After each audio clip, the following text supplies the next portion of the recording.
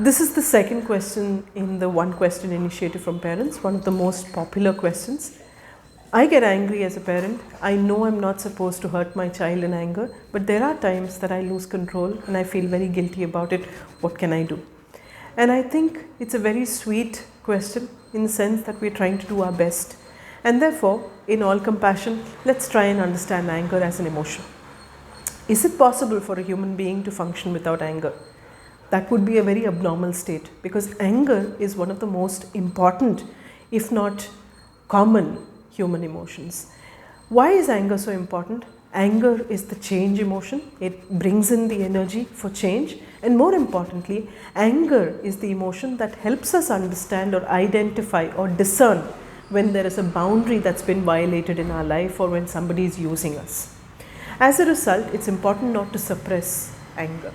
Why does anger get such a bad rap? The fact is that as children, we had poor role models who resorted to violence, to abuse, to manipulation and to aggression around anger, and therefore the memory traces in our mind around anger are always centered around the negative aspect of anger, which is called aggression. In parenting, anger becomes a wonderful opportunity to model emotional regulation. Let's see how we can do that. Before I take a deep dive into this video, I'd like for us to understand how we normally deal with emotions. The first way in which we deal with emotions, especially those termed negative, is suppression. I tend to suppress an emotion without giving it the right kind of expression. If I have to give you an example, I used to work for a management, I used to head their school. We had different values, but I realized over a period of time that these were people who never walked the talk. There was no point in expressing anger to them, either as words or as actions. Slowly, I started suppressing that anger, and in time, what happened was I could never identify when anger would arise. This is a state we call repression, when I no longer pick up the cues of an emotion because I've been constantly suppressing it and my body doesn't differentiate between that emotion and another state. Emotional repression over a period of time can push me towards exaggerated reactions. It could push me towards extreme stress reactions or physical or mental illness, and it's very important to understand this. In the previous example where I mentioned that I was suppressing emotion, over a period of time I did not realize that I was actually repressing emotion, and this led to a physical illness, a very chronic physical illness, because of which I had to ultimately quit the school. Now this is an example of how suppression and repression of an emotion can cause problems. The third and the more common when it comes to anger is what we call displacement. Displacement is where I feel an emotion in one place but I express it somewhere else. The most common example I can quote is I feel angry at work. I'm not able to vent out my anger at a colleague or at my boss, and therefore I come back home and I vent out that anger on my child, my dog or my spouse, and this is emotional displacement. Another way in which we deal with emotion is distraction that leads to addiction. Let's assume I'm a student who's not particularly great in academics, and therefore I'm always shamed by my parents and always punished by my teachers or always reprimanded for not being good enough. Over a period of time, I keep distracting myself because I'm not able to handle the anger that I'm feeling and I'm not able to express the anger that I'm feeling, and I also feel extremely shamed. So I keep distracting myself with gaming or social media, and over a period of time I become extremely addicted to the gaming or the social media. It's essential for us to acknowledge that every honest emotion is a positive emotion, and therefore there are situations where anger is very, very needed. However, expression can take unhealthy means and healthy means. Unhealthy expression of anger usually is through aggression, shaming, violence, abuse and manipulation. However, healthy expressions of anger can take the form of assertive communication, problem solving, consistent change, calming and humor. When I handle anger in the assertive way, I let people know that I don't like something. I take their point of view into consideration, but I'm very strict about my no, and there's no hurtful exchange between the two of us. The second is where I can move it towards problem solving or change. The example I can take, I was stuck with a car dealer who had the worst service center. As a result, though I loved my car very much, the anger that I would feel every time I took my vehicle for servicing was enormous. Over a period of time, I realized that the anger was signaling for a change, and then I was able to identify a very passionate engineer who started taking good care of my car. So in this situation, the anger helped me make a better decision and solve a problem. The third is where I need to calm my anger down, knowing that there's no point feeling angry here.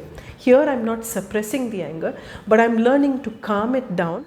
In social media, all of us get trolled by people, and you'll notice there are people who periodically keep challenging and fighting and venting out their anger at the troll. It's a situation which is a no-win for anybody, because either way people are going to just keep venting anger in anonymity. At this point, just calming down, saying this is not my circus and therefore these are not my monkeys, will make a very, very big difference.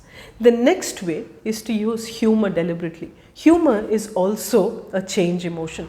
Those of you who know me personally or have attended my workshops know that I use a lot of humor in my work. Let me quote an example for you. So I was a student at Delhi University. I had to take this crowded bus to work every day, and as many women will have experiences in the bus where there would be men who would touch inappropriately in a crowded bus, knowing that women would never stand up for it. I used to feel very angry and helpless every day, come back and crib about it to my roommate in hostel, but it only helped me feel less and less powerful. At one point I decided, why not use humor here? I use humor in so many situations. So the next day I went completely planned and prepared, and the moment there was a man who started touching me inappropriately, I held his hand tightly, lifted it up, and in Hindi I asked around. I told them, this seems to be lost property because it's on me. Does this belong to anybody? And the moment I did this, everybody started laughing. This led to a lot of shame for the person who was relying on his anonymity, and the very next bus stop he stepped away, and I never saw him after that on that route. So it was very important for me there to reclaim my power through humor, and anger was the one that helped me identify that I did not like it, wanted change, but I used humor to be able to regulate it. Now these are all ways in which anger can be expressed in a healthy way. Anger could be the smoke and the fire could be elsewhere. By this I mean that many times when we are expressing anger, it could be an underlying emotional state that's different from anger. Let me give you a couple of examples. Many times in our parenting, anger could be a sign of fear. We would have told our children not to play in the water or not to drink unsafe water, and you would have found them repeatedly indulging in that behavior and triggering off fear in us, which is often expressed as anger because we want to change that situation. Many of us express anger because we are anxious. How does this come up? We start from a space of low self-worth where we try to cover our low self-worth with perfection. When perfection steps in, expectations are high. When our children don't meet those expectations, we use anger to counter the disappointment. This is anxiety, which is expressed as anger. The third is guilt. I feel inadequate, that I've not spent enough time with my child or not done great parenting. Guilt pushes me to experience anger in the parenting process. The fourth could be jealousy. I look at other people having a better quality of life or leading a better life, children doing very well in their homes, and I feel very, very jealous about it, and it comes out as anger. The fourth is remorse and regret. We are unable to accept our children as they are, their talents or their weaknesses as they are, and therefore we experience anger. I can give you the example of a parent. The child was on the autism spectrum. The pediatrician misguided them and actually told them that the child would speak in a couple of months. This was a non-verbal child, and so speech kept getting delayed. The parent was unable to accept that the child was non-verbal and kept pushing the child and feeling extremely angry in the process. This is a typical example of how regret and remorse are expressed as anger. The reason for anger can be overwhelm and overwork. It could be triggered by overthinking that comes because we've not had enough rest. The reason for anger is when we are addicted, we are binge watching or are addicted to smoking or alcohol, and when we keep trying to calm ourselves down through the addiction and the child is demanding our time to drive ourselves to anger. One of the most common reasons for anger in Indian parenting is because we've not grown up as adults. We are still children who are being parented by our own parents, and therefore when there is a younger version of us demanding time or demanding something from us, we are refusing to grow up. This refusal to grow up can also be one of the reasons why we experience a lot of anger in our parenting. The last two reasons that I would give you are underlying unresolved childhood trauma and underlying mental health conditions, grief or sadness, which can come up as anger. I've given you a whole range of reasons why we feel angry. These can be reasons, these can be symptoms of a deeper problem, and these could be triggers that we need to be aware of. Let me quickly move to emotional regulation. Every emotion has a physiological process. Every emotion has a thought component or a narrative, and every emotion has an action component.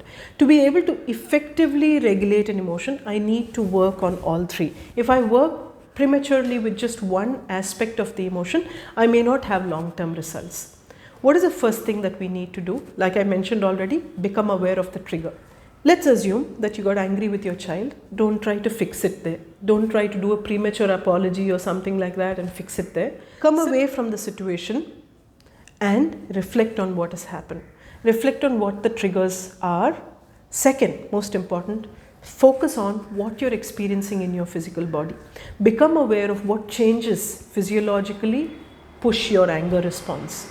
Some people may experience a change in temperature, change in breathing, tightness in the body, some kind of tension.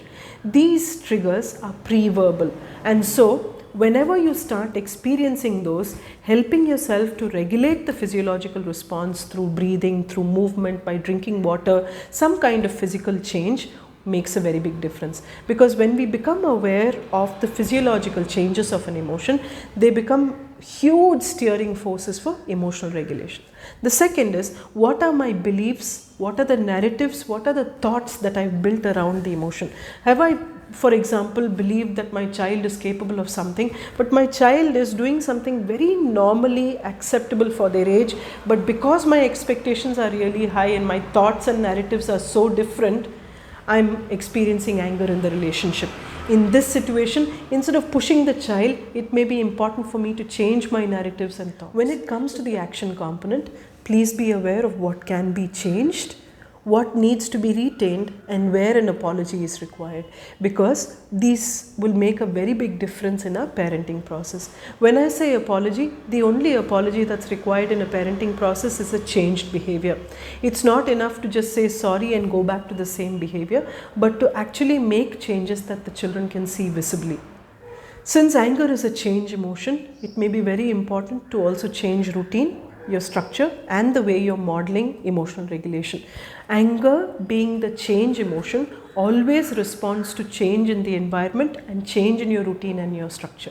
When you are angry, let your child know that you're angry and that you do not want to speak. You'd like to calm down and get back to the situation if your child is slightly older.